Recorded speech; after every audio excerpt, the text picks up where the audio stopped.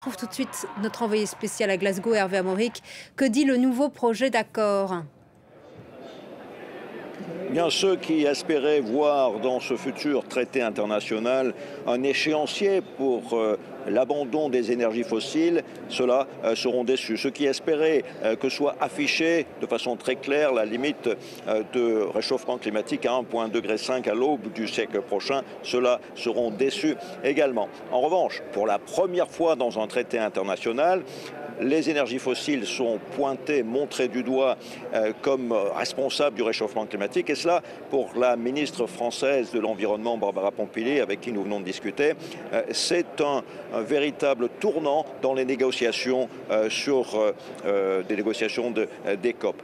Barbara Pompili a considéré que bien sûr, plus on peut sortir rapidement des énergies fossiles, mieux c'est, et que la France a rejoint la coalition des pays qui veulent tourner la page sur les énergies fossiles le plus rapidement possible, avec l'abandon du financement pour les projets liés au charbon cette année même, pour les projets liés au pétrole en 2025 et en 2035 pour les projets liés au gaz, même 2022 pour ces projets s'ils ne sont pas adossés à des systèmes de stockage de CO2.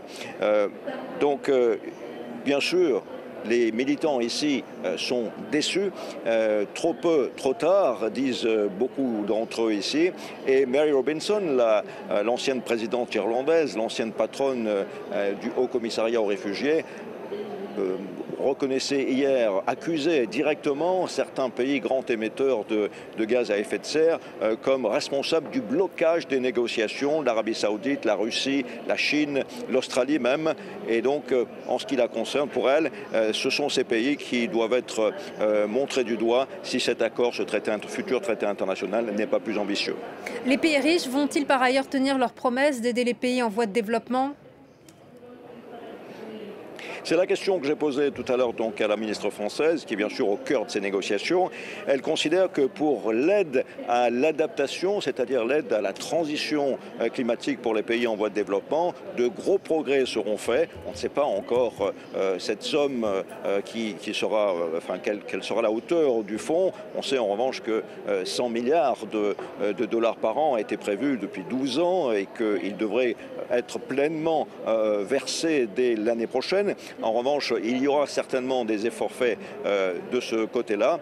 En revanche, pour aider les pays lorsqu'ils font face, les pays en voie de développement, lorsqu'ils font face à des crises liées au réchauffement climatique, par exemple un tsunami, un ouragan, là, les négociations continuent et c'est même là, disait la ministre française, que les négociations sont les plus difficiles. Des négociations qui devraient continuer jusqu'au petit matin. Donc nous serons encore en train de discuter ensemble de ce traité international samedi.